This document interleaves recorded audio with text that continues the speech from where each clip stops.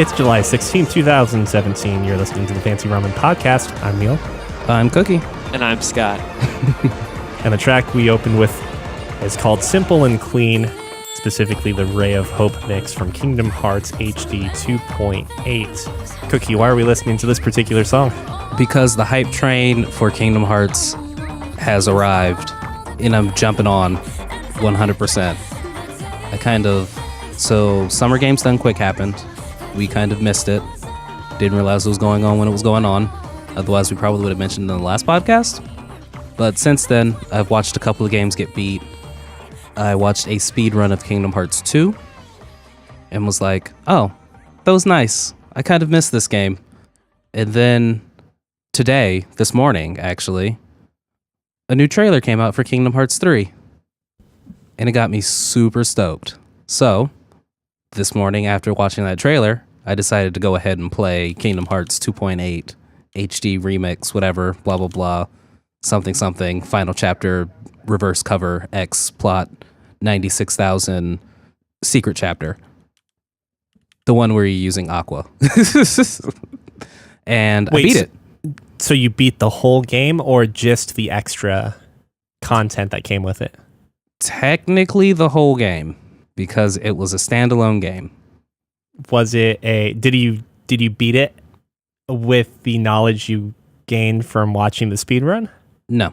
Okay, so it was a casual play. Completely different game, actually. Oh, okay. So I watched Kingdom Hearts 2, but there's an extra chapter in Kingdom Hearts 2.8 that's actually a prequel to Kingdom Hearts. So it's like a prequel. It happens somewhere in between Kingdom Hearts before Kingdom Hearts and right at the end of Kingdom Hearts. So if anyone's actually played Kingdom Hearts besides me, at the end of part 1, when Riku is closing the door to the realm of darkness, you see Mickey holding a Keyblade, like his silhouette. They actually pay homage to that scene, and it makes sense as to why he's shirtless in that scene, like way back in the day. Because you never see him shirtless in this entire series. But for this one scene, he his just shirt gets singed off, and now he's quite literally singed off. Quite literally. I'm all in. 2018. Let's go. Let's get it. Can't get here soon enough. Yeah, with the amount of promotional content we've seen at this point, because we also got something a couple days before E3, fully expecting like a big full trailer or teaser to come out during TGS this year. I think it might be safe to say it's 2018. Yeah. And now we've just jinxed it. Pretty much. I'm all in. So currently, I have watched somebody beat Kingdom Hearts 2. I beat the prequel, prologue, chapter, final mix, blah, blah, blah. And I'm currently watching the theater mode of Kingdom Hearts 1. So where does this particular song come in? Is it one of the ending sequences or? Nope, beginning, title sequence. Okay, that's great because then we don't have to talk about spoilers too much. Light spoilers anyways, I guess. But Light spoilers of what? Kingdom Hearts? 2.8. Oh. I can't explain that without drawing a Venn diagram and I guess that makes sense because how are you supposed to be spoiled if you can't understand it anyways? And if you do understand it, you've probably played it. Yeah. Oh my goodness. So it's heavy spoilers or bust at this point? I can't even say it's heavy spoilers. It's, when you're really deep into a show and you really like it and you try to explain it to your friend, but you only explain it using the real deep stuff that no one will get unless you've dug in and understand it. That's all this game is. Yeah, and then your friend loses interest because they're like, why are you trying to give me a history lesson on this thing that you started? Pretty much. And that is what this game is. I understand the story now. I understand it. it like tied up. You just A had lot to of play loose ends. 2.8, and then it all came together. Who would have known that 2.8 was the absolute key, Eh. the keyblade to the story? Oh my goodness! Like, and now I'm just like, oh, this totally makes sense as to why this, and this is going on. Sweet, super stoked. And they kind of explained in the new trailer and are in 2.8. I'm not 100% sure which video I saw. Nope, it's 2.8. They explain why what's going on in 3 a little bit better. So now that you've accepted the hype train, are you ready to Be disappointed. enter treatment for it? What? Acceptance is the first step to recovery. Ah, Are we talking about recovery steps, or are we talking about like the stages of death here? Like acceptance is the end, right? That's Kubler-Ross's 5th step. So Cookie, be careful with acceptance. We don't want anything bad happening. oh, my acceptance will just come through, and then we won't see Kingdom Hearts until we see, I don't know, Half-Life 3. Why not? Oh no, there's a lot more reason to believe that this is going to be coming out sooner than Half-Life 3. Like they've announced it. Yeah. Yeah, which is a really big step. So Well, in Valve's defense, I think at this point they never need to design another video game. yeah, why Valve. would they waste their time designing a video game when they have everybody as a captive consumer on Steam? They're amazing at designing clients, apparently, but what else have you been playing, Cookie? Haven't been playing much this week. Like I said, Summer Games Done Quick happened. So I also watched a speed run of Zelda Breath of the Wild twice. Holding back on spoilers, are you able to just leave the plateau and go straight No. to the boss? Well, at least not in that run. So I've seen video footage of a glitch that allows you to leave the plateau without doing the thing. The glider. I think that much we can say without a spoiler tag. Okay, without yeah. getting the So there's glider. this very specific thing you can do to get off the plateau and it not kill you and allow you to go without the glider. But that's not part of the speed run. Nope. Half of that speed run was quite literally getting the glider. So the glider's important to the end game? The glider's the tutorial to get off. Well, right. I get that. But why wouldn't you just do the glitch to get off the plateau to cut down your speed run time? Or is Was it it is a this like a non-glitch speed run? It was a non-glitch speed run. Okay. Technical note. They did have like negating fall damage. They've got a way to do infinite sprint. Oh, you negate fall damage just by getting your Link to roll when you fall. It's a joke. Oh, okay. Because that's how you do it in every other game. Yeah, until it's too high up, and then Link like locks his knees when he lands. You're like, what are you doing? Just roll, man. Yeah, you've been rolling this whole time. The extra foot shouldn't cause you to like forget how to roll. Oh yeah, I'm sure everyone who's played the Ocarina of Time when you're jumping over the spider web, like if you miss, yeah, you just lock your knees for whatever reason and die there with your only 3 hearts for your maximum health. In the Deku tree?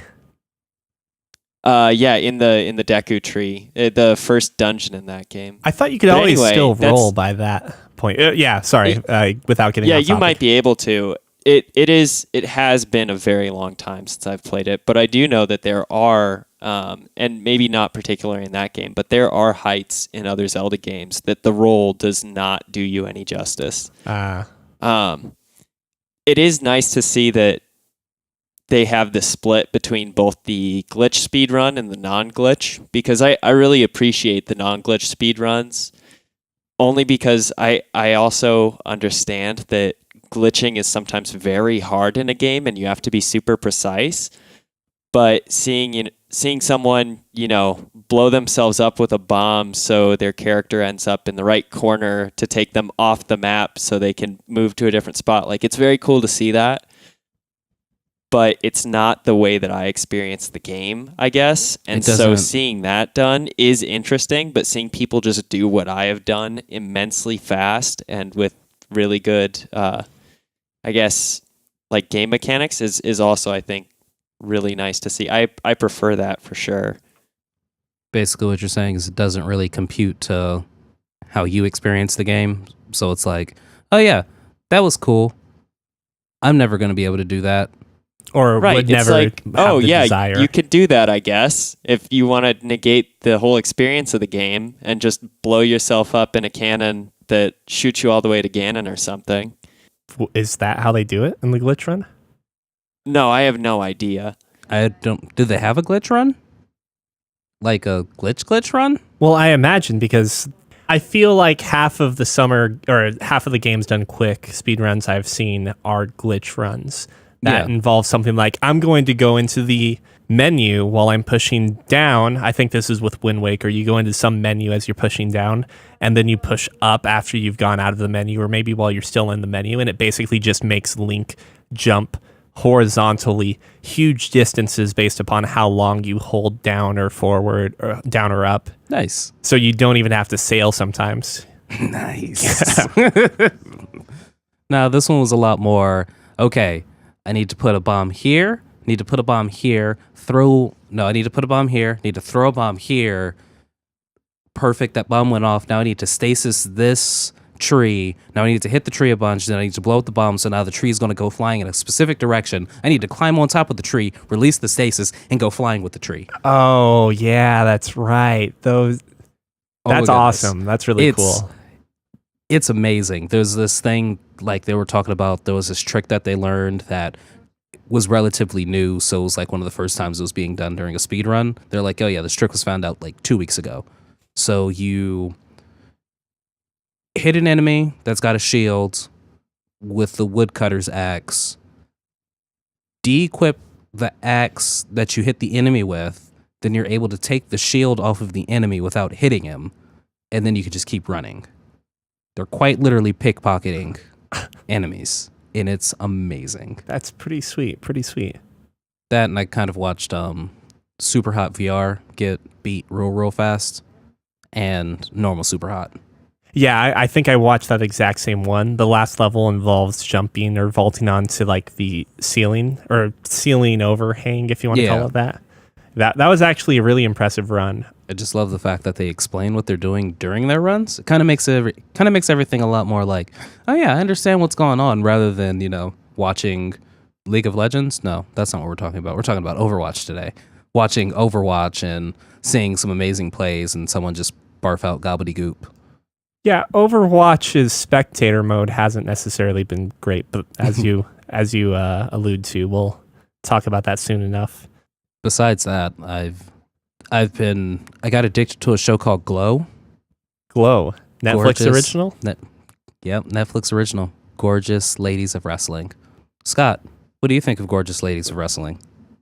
I have seen the preview for this on Netflix. I have not watched it though. And Sierra showed some marginal interest in it, so maybe I will see this.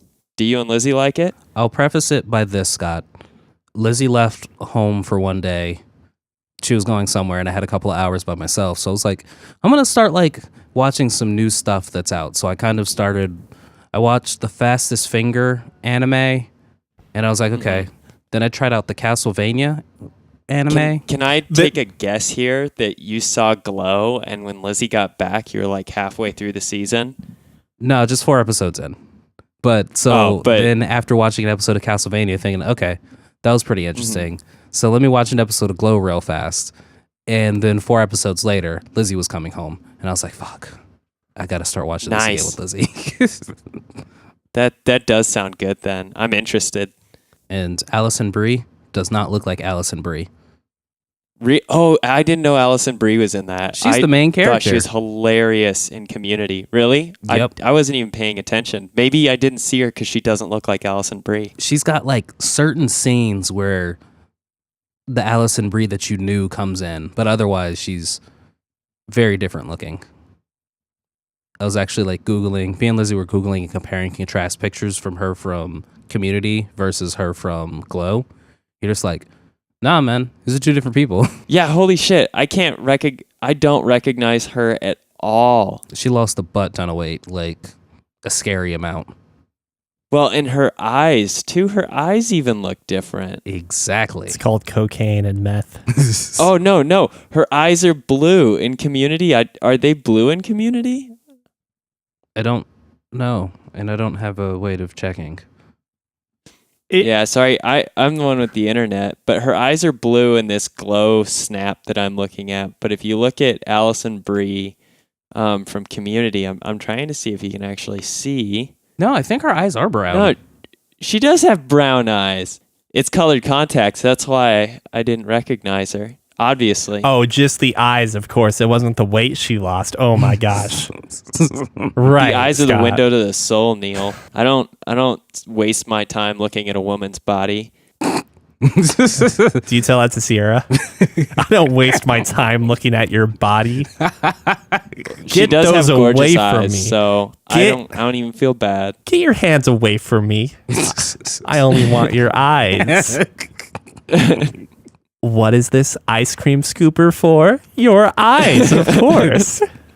Well, that turned dark. All right, so Yeah, it did. I don't know who the hell Allison Brie is, so I just took a look at some pictures, and she doesn't look. Holy shit! She You need to doesn't- watch Community then. Oh yeah. If not, oh god, I can't remember the actor's name in Community. There's a guy that I followed. Glover. Well, obviously Donald Glover, but there's another guy that Abed? I don't know his real name. Mophead, like the guy with the Abed? curly hair. Oh No. never mind. I No, thought you said mop head, and No, I was no, like, yeah, the Abed. curly hair guy. Curly hair guy from Community? Yeah, I don't think he was a major character, but he's done a lot of online comedy, YouTube videos with like a small, like not so relevant like comedy trope or troupe or whatever you call it. It's a really good Their name for a basic comedy cast troupe. lineup is what is it? It's Allison Brie and Donald Glover, obviously, also known as Childish Gambino. They Rest have in Joel peace, Childish. McHale, who I only know from The Soup. Jillian Jacobs. Danny Pudi is the guy who plays Abed. They've got Chevy Chase, who's like the worst character ever. And then Ken Jeong and oh shoot, what's the dean's I think he's Jim Rash. Okay. And then Yvette Nicole Brown. And like that's the basic lineup. That show's hilarious, Neil. It is. It's so worth watching. All I can say is pop pop. At some point, I've seen enough of Allison Brie's cleavage now to for a lifetime, I think. Thanks, Google Images. Annie's boobs is actually an inside joke in that show. Okay, I'm glad because I looked up paintball. I was going to wherever Google Images was recommending me to, and it ended with Allison Brie Community Paintball. Those words in that order, and just every shot it seems like, or not every shot, but every other shot was like, here's a lot of cleavage in your face. Oh yeah, Annie's boobs isn't actually even about Allison Annie's- Brie's breasts. That's the best part about the joke. Sorry. All right. Okay. Anyways, moving on from there. Glow, good show. Can you describe to me like what the premise is? A down on her luck actress from Omaha lives in Los Angeles, mid 80s, can't get a role because she just looks common. So, Which is Allison Brie, I'm assuming. which is Allison Brie, and she gets cast for a show called Glow, which is a knock on the WWF, WWE around that time. So Hulk Hogan was really huge, Andre the Giant, Gorgeous George, things like that. And basically they're just learning how to wrestle and Glow. They're just learning how to wrestle and trying to put on this show and have it record. They got like 5 weeks to do it, and there's lots of backstory going on, and yeah, Character development, yeah, it's great. past histories, problems being solved, new ones being found. Yeah. General show structure. Are you going to watch the second episode of Castlevania? No, It was bad. it wasn't good. Okay. Meaning it was. Is there any reason you don't want to say it was bad? Because it wasn't really bad. Like, it had good art. I'm not doing this show justice. It's like, I was kind of sleepy when I started the show, and it didn't help my kind of sleepiness. and there was like a lot of setup of a lot of things. Like it was kind of interesting watching the transformation of who I'm guessing the main bad guy is of the Castlevania series. Dracula? Yeah. And the main character of the Castlevania series might... There are a bunch, but that would be there. Trevor in this case. I think Trevor he showed up. Belmont.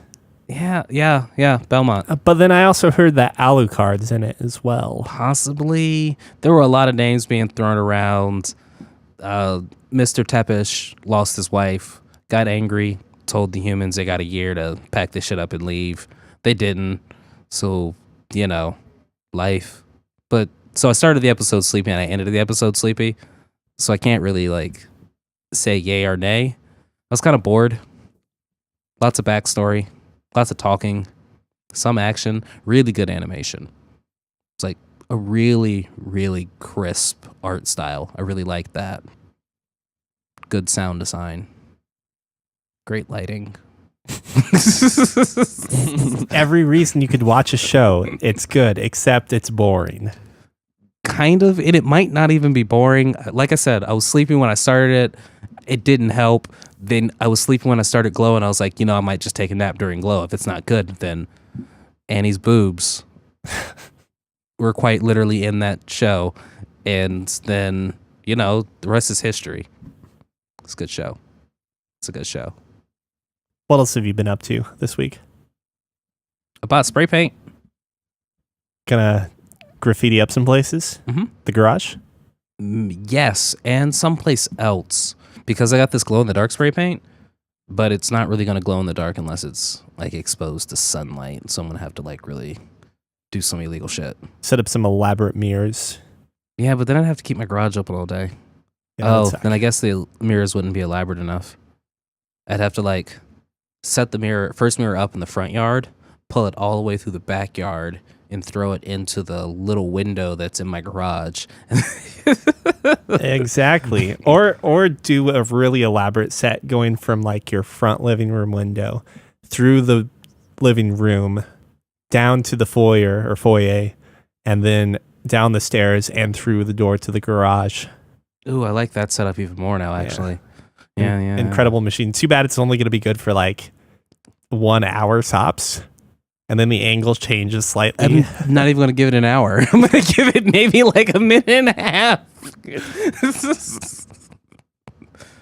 Scott, do you want to go first or?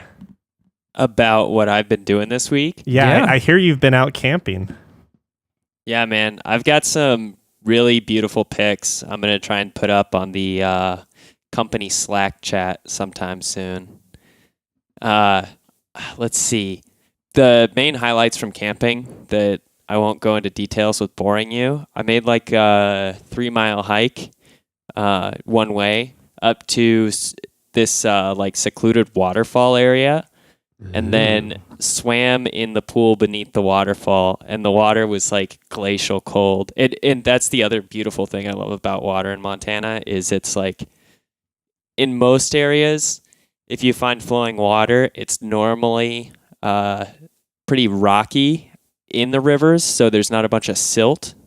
So it's often like almost crystal clear, like really, really clear. And this stuff, you could see a foot in pretty easily and just straight to the bottom. Had, no opacity whatsoever. Or wait, no, opacity, I'm sorry. Opacity is when something you can see through it. So it had 100% opacity pretty much. But I was in this. It's the other way around. Yeah, you were right the first time. Man, I shouldn't have let myself get confused. I knew my instincts were right. So anyway, it was completely clear, colorless, and I hopped into this like waterfall pool, and it was so cold I almost couldn't breathe. Like I was floating on my back. I had waterfall crashing like over above my head, maybe 1.5 feet, 2 feet behind me, and I'm freezing to death in like half a second from how cold it was. Was it because you were naked? I was not naked. No, this was an area where like other people could gather at the falls, and so I saw some people had gotten in there, and they looked very refreshed. And it was like almost 100 degrees out that day. It was like 95 or 96 when I think we finally got there. But I snuck off into a woody area, banged up my feet a bunch walking barefoot out to there, and then swapped into some swim trunks before I hopped into the water.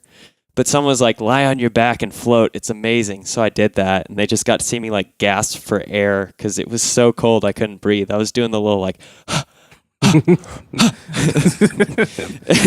so I did that for a little bit, and then after I couldn't feel my extremities, which was like maybe a minute and a half later, I climbed out, and after gashing my leg against a rock, I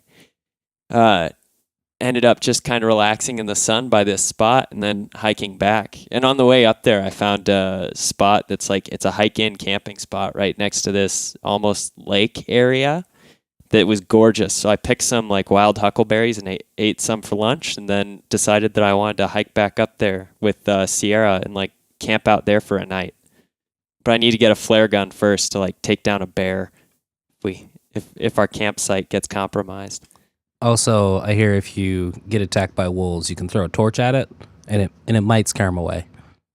It might. I've never seen it done, but In my limited experience with bears, thanks to MGS5, I know it can take quite a handful of sniper rifle rounds.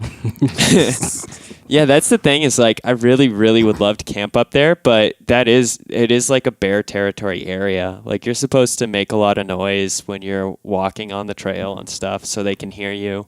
And they have signs like giving an identification between the differences of a grizzly bear and like a black bear.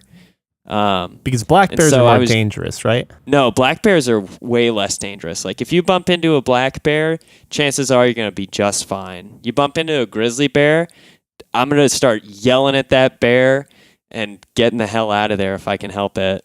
Black bears are way more docile. Sounds like a great fucking plan. Go camp with some bears. Well, and so that's the thing. It's like I'm sort of reluctant to do that. It's a high enough traffic area in the summer here, but you know, if you're like staying the night in this camping spot, I do question how safe it is with bears around.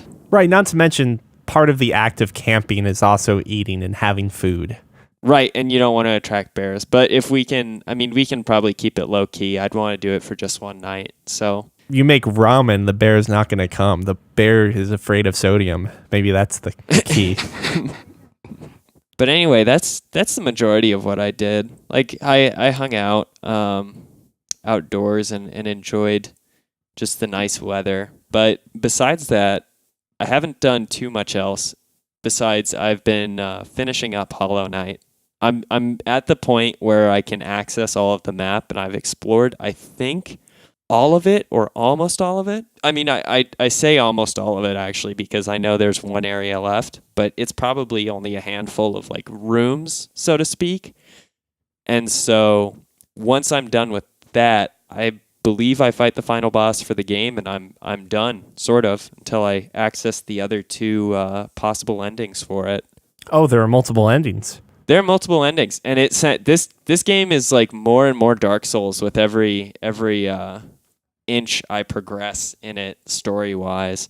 It's pretty cool. I do not know what the three endings are. I just know that there's one that you get for completing the game kind of vanilla, and then there's another one you get for completing the game after getting a secret item or two, which I have one part of the secret item necessary, so I need to get the second one, which I don't think is accessible until I finish it the first time. So that's good that it's kind of locked off, I think.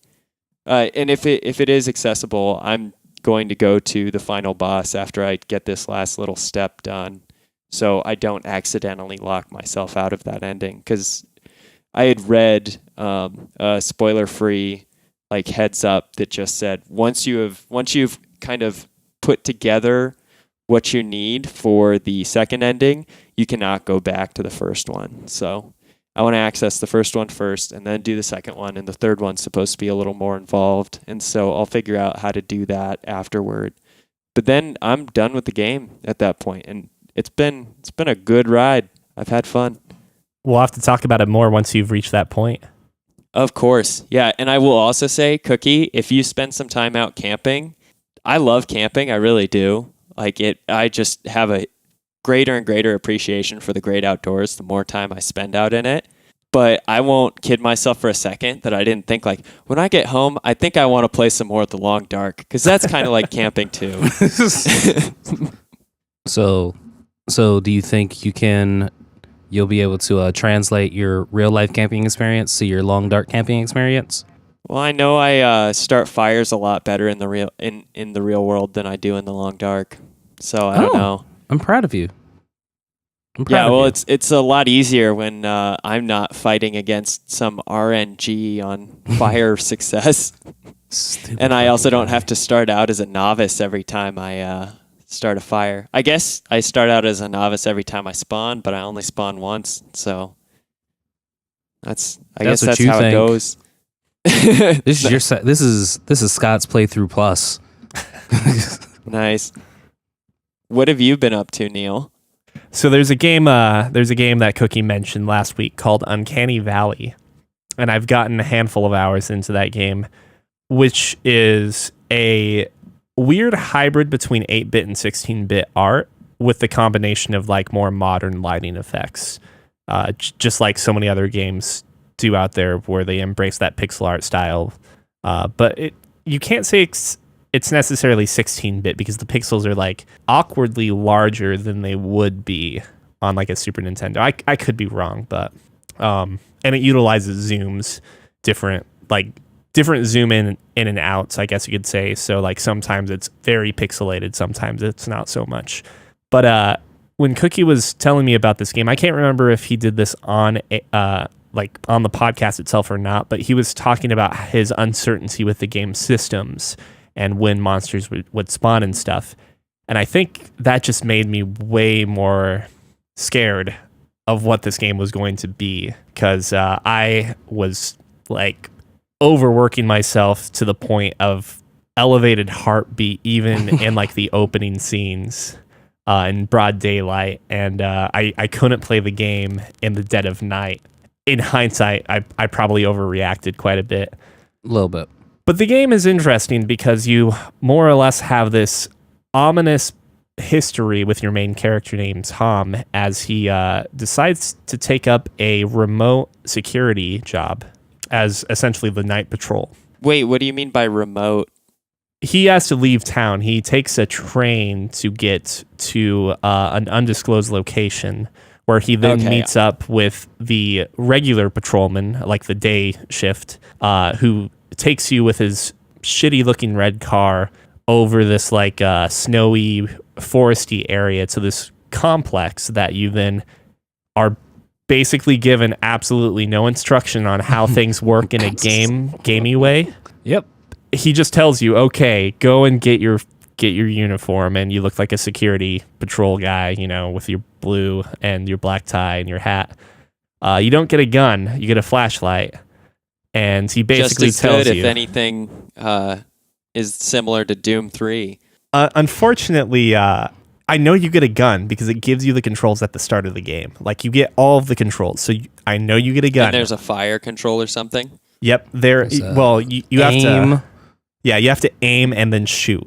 So on keyboard, on controller, I'm sure it's fine. Like, it's easy to do. But on keyboard, I have to hold control and then hit E to shoot. The problem is that I'm also going to be using WASD to move. Well, looks like you're not moving comfortably to the right if you're doing that. Or in any direction, really. Well, that's the thing. I don't know if I have to be stationary when I fire because I haven't had a gun yet. But I've gone... You're right. There is no good way to do any sort of lateral movement with your finger on control. Like, I'm assuming you're doing pinky on control, pointer on E, and I can't think of a comfortable way to hit anything but W. Right. I mean, there are some clawy ways I can do this. I play League, and you play League. I'm sure we could invent something that would work.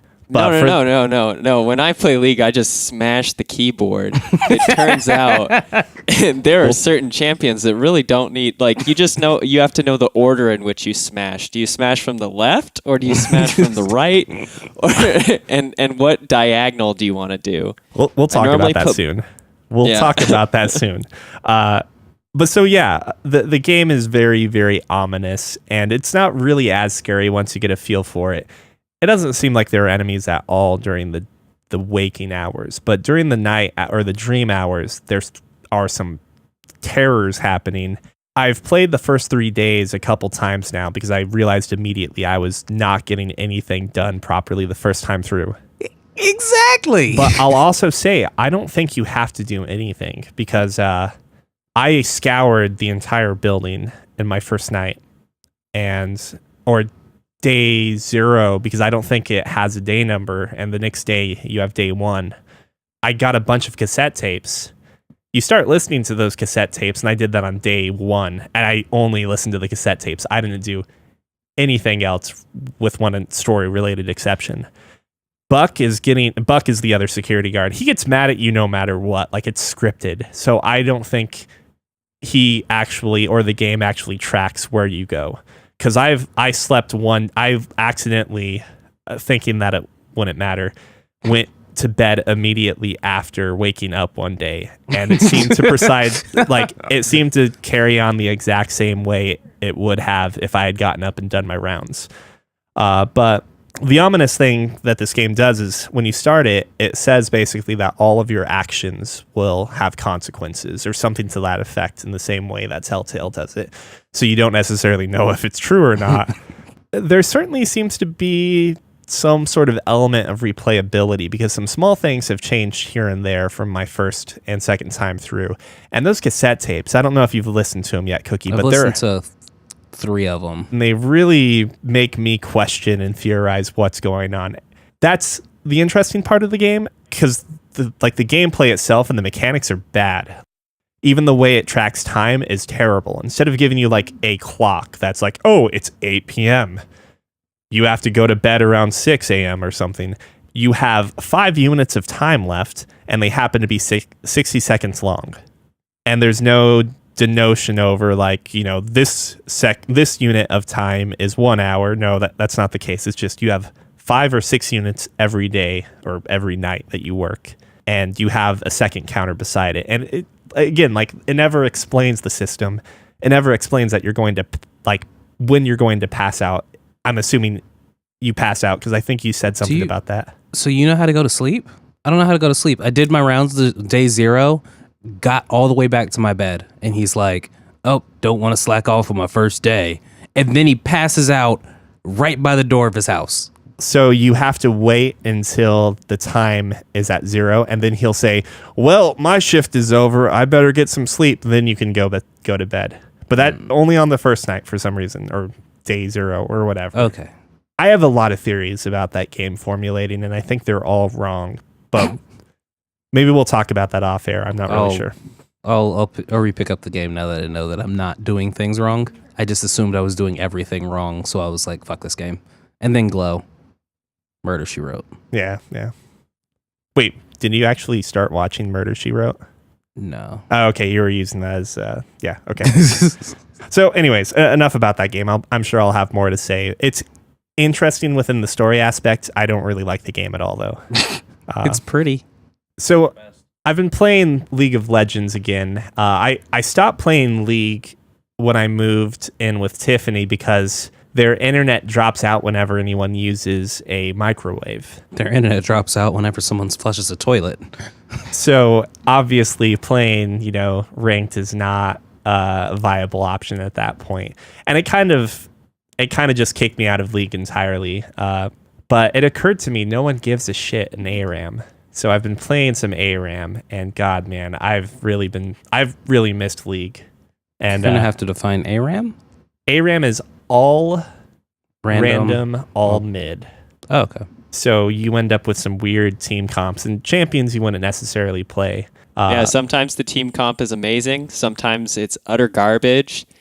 Either way, it's always a shit show, and I think that's part of the appeal for sure. I really like ARAMs, but I can also understand if you're someone who likes to play ranked a lot, that might not be your ideal place to play. Oh, it's definitely not, but it's been useful because I just don't have the mechanics right now. The knowledge of the current game meta. So ARAM's teaching me about what what the new skills are for certain reworked champions and what the new items are.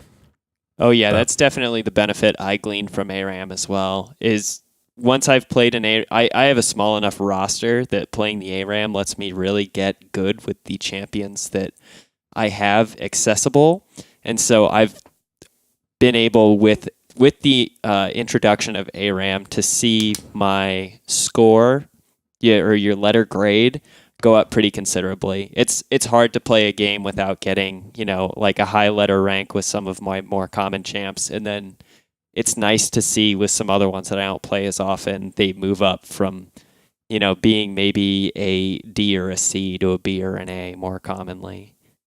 It's the ultimate way to play and learn a champion without being stuck in a lane for up to 45 minutes, and it's a lot more fun than bots.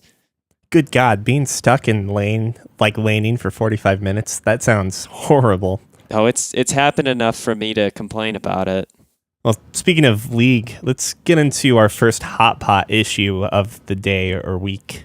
So, the Overwatch Professional League now has 7 official teams on the books as of this week. 3 of those teams will have current professional sports franchise owners. Robert Kraft of the New England Patriots, Jeff Wilpon of the New York City Mets, and also, I can't remember who it was, and I apparently don't have it on the docket, but the Miami Heat of the NBA also have a stake in the Misfits Overwatch team. Each of these teams are going to have a city attached to them, like New England or Boston, New York City, Miami. I think we also have one in Seoul, Korea, and so on. But official league play is still going to take place in LA, meaning that you'd imagine that teams would likely live near LA or within the northern or southern? I don't know. California area. It's about mid. And then assumingly back to the representative cities during the off season. A much higher ratio of spectators watch competitive gaming through online streaming than instead of in person. And that's probably true of every sport like football and baseball and so forth, but it's a much higher ratio where you can fit in tens of thousands of people in even the most modest stadiums. You have maybe 100 people in your typical esport, I hate that, competitive gaming studio. I'm not talking about like when it's at Staples Center, because not every match is going to be at Staples Center or at a stadium. Why not? Well, because there's just not enough people watching. Why not? My first question is, do you guys think it's even necessary to have city associations to these teams at this point? Yes. This is me kind of playing the weird straw of this one, but I'm guessing with a city association, that's kind of how people with normal sports get into their team. Yeah, that's how you cultivate fans. Because you say, hey, you live in this place, you got to support this team, basically. But yeah, it might be. Do you think it's probably partially from? I don't know how long you've been in Omaha, Neil, but when you're in a city that doesn't have a professional sports team, it's less of a deal. Especially somewhere like Omaha, where it's pretty midway between, say, Chicago or Minneapolis or Denver or Kansas City. People are pretty diverse in the teams that they like, but when you do go to a big city, like if you go to Chicago, you're going to have a hard time finding someone who's not like a White Sox or a Cubs fan, right? And probably most of the people you meet on the street will be Bulls fans. When you claim a city, you get to claim part of that population as your fans pretty much outright because of, like home pride. It's kind of like, so with Nebraska football, for their college, Cornhuskers. So if you go to Atlanta, there are two major colleges there. They don't sell any paraphernalia for either college because they'd have to sell it for both. Like if you go into like a Target, there's no Buzz or the Bulldog, Bumblebee and Bulldog. But yeah, either way. So I get you with that, but I just wonder if it's maybe too early to try and apply traditional sports. When I say franchising, I don't necessarily mean the business model, but like city or location-based franchising methodology here. I also think that like this whole development too is interesting, considering that they never announced specifically what their franchising fee was going to be, but a lot of the, we'll say, more popular and more established Overwatch teams, loads of which included TSM, Complexity, Denial Esports, Dignitas as well, if I'm not mistaken, but a handful of them ended up dropping their Overwatch teams because, as the rumors say, they had franchise fees as high as $20 million, as well as some other things like they wouldn't have revenue sharing until 2020, I think was what one of the rumors claimed. Yeah, and to buy in that much when, in comparison, the NALCS buy-in for League was $1.8 million, I think, specifically. Not to mention that that's in their 6th or 7th year of competitive League play. It just seems like surprising that people are willing to invest that much money in more or less untested waters at this point. You're right. That is a lot of skin to put into the game, especially when you compare it to a counterpart that, like League, that draws so much attention already and has minuscule fees in comparison, if these rumors are true with those prices. The New England Patriots, Robert Kraft, and the Mets owner, like, buying into this. Do you think they're doing it because it might pan out really well, but it's still not that big of a buy-in to worry about? Or is this staking a pretty hefty bet and risk on Overwatch honestly being that popular? It would have to be at least as popular as League, right? You would imagine, at least. Yeah. And it probably isn't a big dent to them if it fails, because, I mean, I was about to say tax write-offs at that point. yeah, and like the NFL in comparison is like billions of dollars in terms of as an industry. But it also has a lot more recognition than Overwatch. Go big or go home, Neil. Go big or go home. Sounds like it. I know one of the things following this announcement was further criticism towards the lack of like a dedicated spectator mode or a spectator feature set, if you will. But it's hard for me to discuss too much into that because I like the only competitive first-person shooter game I've been able to watch any length of time was CS:GO, and it's just purely based on the fact that it's sudden, or not sudden death, but it's quick. Yeah, it's one quick life to live. Yeah, one life. Thank you. YOLO. You truly do only live once. And then the next round starts. Exactly. But it's a lot easier to understand where a match is going because, there are 3 people dead and there's one person dead on the other team. So when there's a big comeback, you know it because one guy just offed 5 other people. I think that's the team size. And the tension of people, of it reducing down to 1 or 2 players left on a team. It also adds to that by being able to give the players that are remaining more attention and screen time. And so it kind of works in narrowing itself down towards the most like intense or interesting moments as well, because the other players who got knocked out aren't performing as well. That's pretty much what you can argue.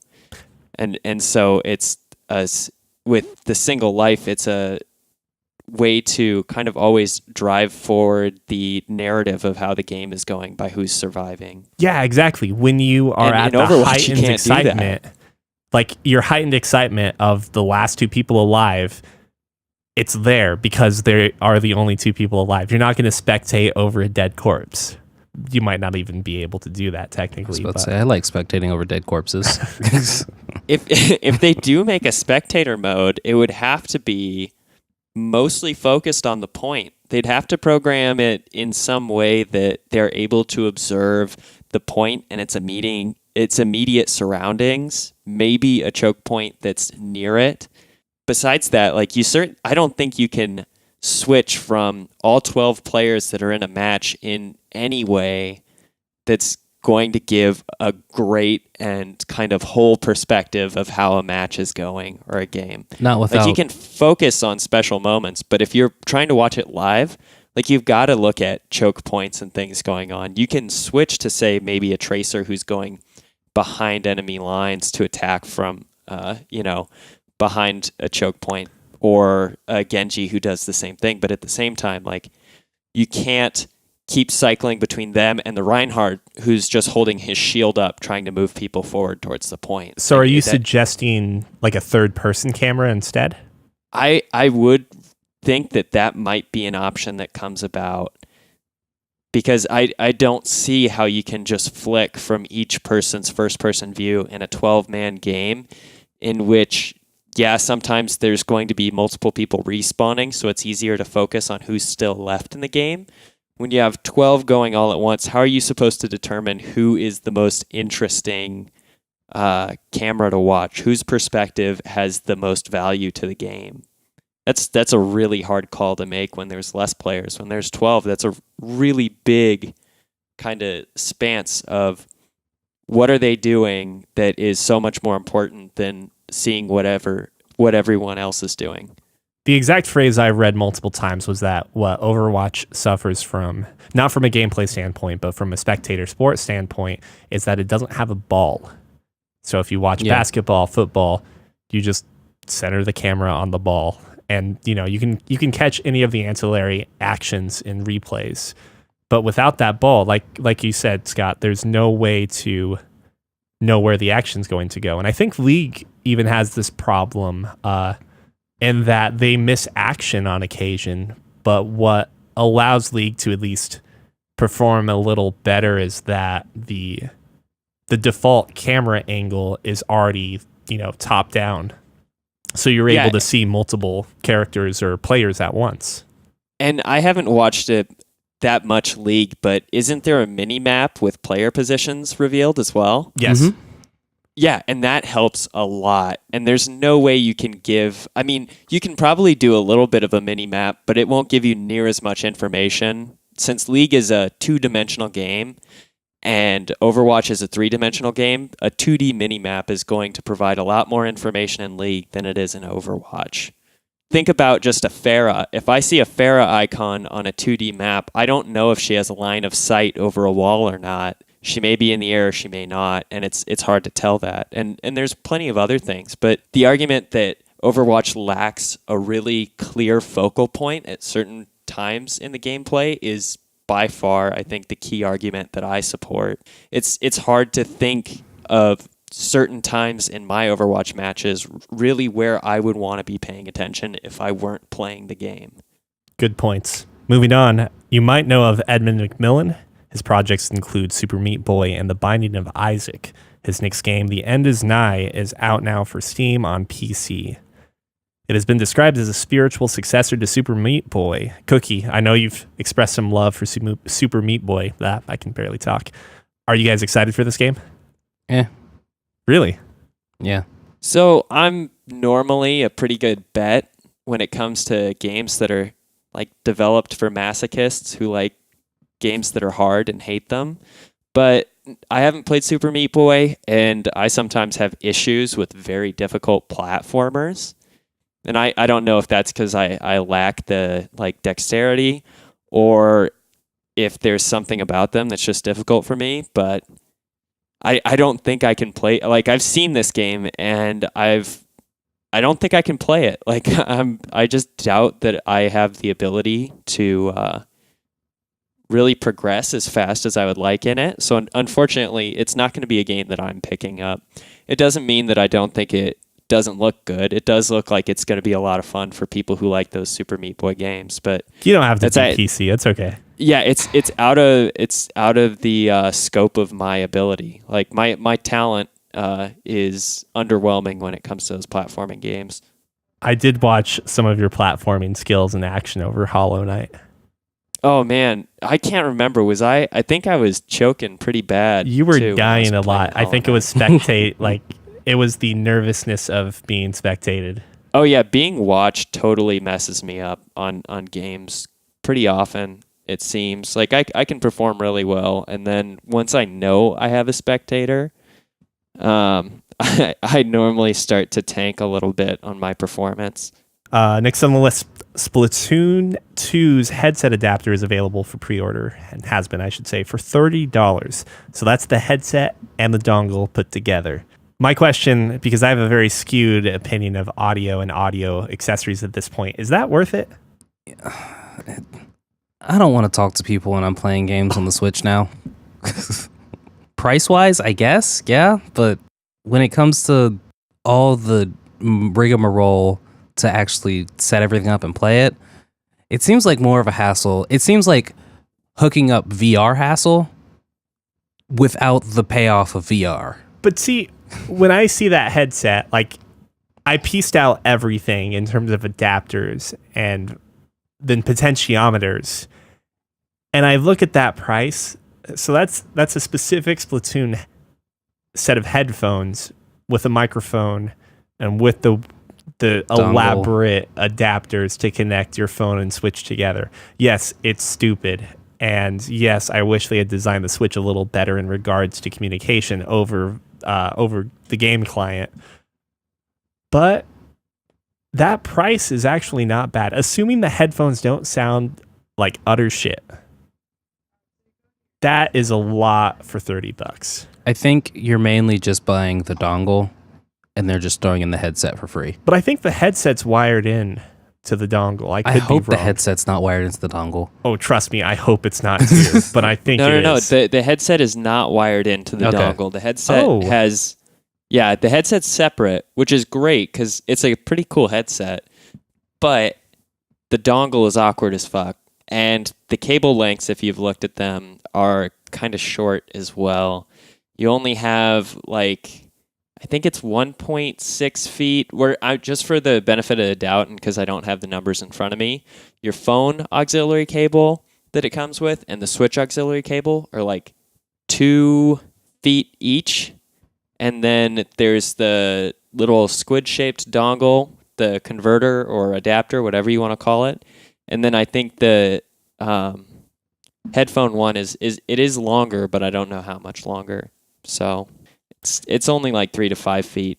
And that seems like if you have your Switch set up on its little stand, and you've got like a nice big TV that's across your large living room because you're rich, I don't know if that's going to reach all the way. Yo, it's definitely not.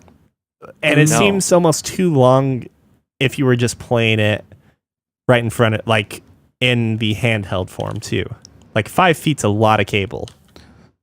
So I'll take all my things back about this dongle because I haven't seen its size compared to anything. And see, I don't think it's going to be much larger than much thicker than a phone and probably half the size of your standard cell phone in terms of the width and height, or width and length, whatever. I can accept that a little bit more, but I was always thinking it was going to be like the size of a cell phone. For some reason, my mind just went, it's going to be the size of a cell phone. I'm like, that's too big. And so even then, it's not something that's going to be hanging. I'm assuming it's going to be like set on a table or something, or on your thigh or something, or I don't know. If we accept the issue of the lack of call support with the Switch, like, that is a problem, and it's a pre-established problem. This is probably the most elegant solution, because as I started to think about, well, okay, if I wanted to use my mic and my headphones with a Switch that's docked, the amount of shit I'd have to hook up to get it to work. I would either need like a standalone mixer or an audio interface with internal routing like I have at home, which, you know, is like a rack mounted unit. And just for the common person that doesn't have those things and doesn't have a background in audio engineering and recording, like, that is too much to recommend. Not to mention, if you're just buying that gear for the first time, it's going to be pricey. A shitty Behringer mixer is going to at least cost $40-$30 on its own, and that's without the cabling. You get the adapters and the cabling, you've just doubled that at this point, because the accessories oftentimes cost more than or not more, but often cost more than you would expect. Yeah. And if you get shitty accessories, like we found out today, they hardly work, apparently. All I want to say is that I'm like hunting frantically across the web to see where I got these dimensions at, and now I can't find them. Of course. So Fake news.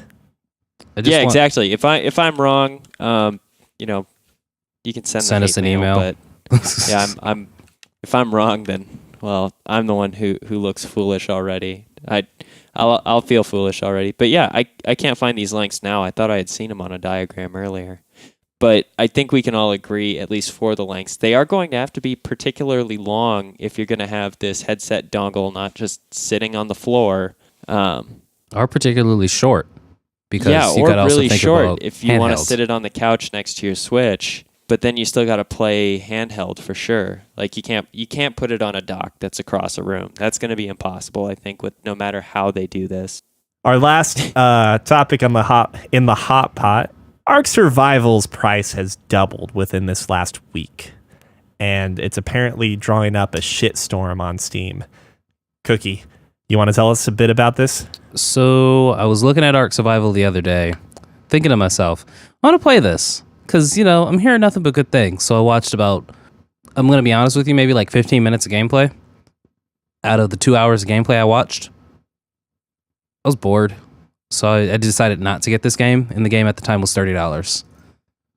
People were super stoked about this game because it's been in early access for the past 5 years or so, and they finally announced they're going to have a release date.